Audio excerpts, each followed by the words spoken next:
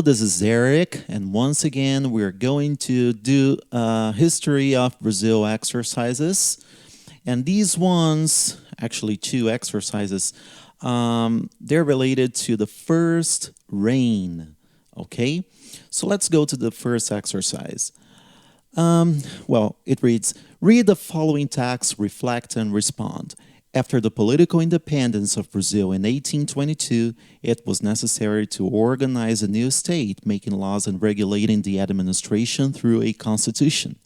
To this end, a meeting and constituent assembly was called in May 1823, composed of 90 deputies belonging to the rural aristocracy.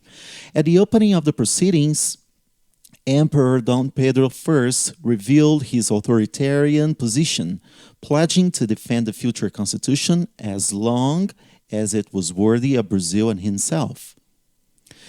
The political independence of Brazil in 1822 was surrounded by divergences. Among them, the displeasure of the emperor with the possibility, provided for in the constitutional project, of his power being limited, which resulted in the closure of the Constituent Assembly in November 1823. A commission was then appointed by Dom Pedro I to draw up a new constitutional project, granted by this emperor on March 25, 1824. Regarding with the Imperial Constitution of 1824, it is correct to state that in it, and then we have the alternatives. Let's read them. So he wants the correct alternative, okay? Correct alternative. The extinction of the slave trade was consecrated due to the pressure of the liberal society of Rio de Janeiro. No way. Actually, slavery, unfortunately, would go on for many more years after Dom Pedro I. Universal suffrage was introduced only for men over 18 years of age and literate. No, that didn't happen. Universal suffrage would require many more years to take place. The patronage was abolished, ensuring broad religious freedom to all native Brazilians. Limiting, no, that didn't happen either. The moderating power was the exclusive attribution of the emperor, conferring on him prominence over the other powers. Yes.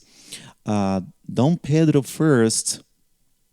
I, he really wanted, he was still inspired, by the absolutism in Europe, and he wanted a constitution that, in his words, was worthy of him, that granted him absolutism, absolute powers over the other powers, prominence over the other powers. And the last alternative would be executive power would be exercised by ministers of state. No, by Dom Pedro himself, right? So this one is also wrong. Question number 2. This one is a long one, but let's read it. The Athenian democracy was straightforward.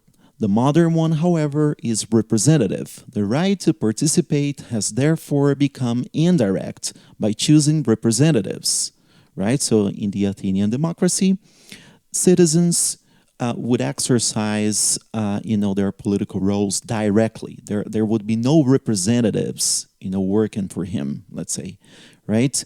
However, in the modern democracy, we have representatives. So let's continue. This right seems to have been diminished rather than enlarged. This appearance is false and true. Let's read why. False because modern democracy was instituted in the struggle against the ancient regime, absolutism, right? And therefore, in relation to the later, expanded the participation of citizens in power, albeit in the form of representation, right? So we have here false because modern democracy was instituted in the struggle against the ancient regime, which was absolutism. And therefore, in relation to the later, in relation to modern democracy, it expanded the participation of citizens in power through representativeness, right? Albeit in the form of representation. True, because the liberal republic tended to limit political rights to the private owners of the means of production and to middle-class liberal professionals, to independent adult men. Nevertheless, the socialist and popular struggles forced the expansion of political rights with the creation of universal suffrage. All are citizen voters: men, women, youth, blacks, illiterates, workers, indigenous, and the guarantee of the eligibility of anyone who, not being under suspicion of crime, applies for an elective office. The struggles for equality and freedom expanded political civil rights and, based on them, created social rights: work, housing, health, transportation, education, leisure, culture, the rights of the so-called minorities: women, the elderly, blacks, homosexuals, children, indigenous, and the right to planetary safety, the ecological struggles, and the ones against nuclear weapons. Right. So the question is, the tendency to limit political rights to the private owners of the means of production, which is something that has been said in the question, was enforced in Brazil. So let's check the alternatives and answer in which moment of the history of Brazil this tendency took place. Let's see. In the colonial era, when only elements of Portuguese nationality could be representatives. No.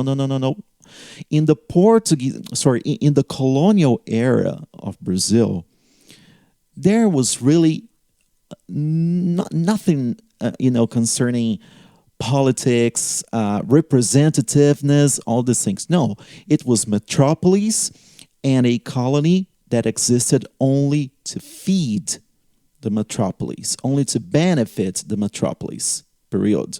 Okay, so this one is definitely wrong. In the Brazilian Empire, to the context that the census vote excluded from national political life wage workers in general, consolidating power in the hands of the slave-owning agrarian aristocracy. Yes, that's right. Right, in the Brazilian Empire. So read again the question. The tendency to limit political rights to the private owners of the means of production. Yeah, so the census vote excluded from national political life wage workers in general, because only those who were very powerful could vote. And that consolidated the power, the political power, in the hands of the slave-owning agrarian aristocracy, right? And then the other alternatives. In the period of the First Republic, when the corrupt electoral system was controlled by the backland colonels, which prevented popular, let's read it again, which prevented popular participation, no. Popular participation to some extent existed, but people, those who were under these colonels, under the dominion of these colonels, they were threatened, and they had to vote, in those who supported the colonels, right? So this one is wrong. In the presence of populism, when labor legislation was restricted to the urban population, no. Populism included rural workers. So that one is also wrong. And in the military dictatorial regime, when the vote was restricted and the elections remained only in rural areas, no.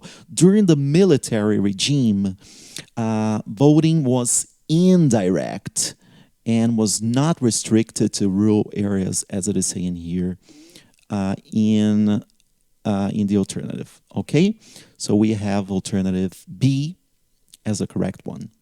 So I hope you have enjoyed these exercises. Thank you so much for watching this video, and see you in our next History of Brazil video.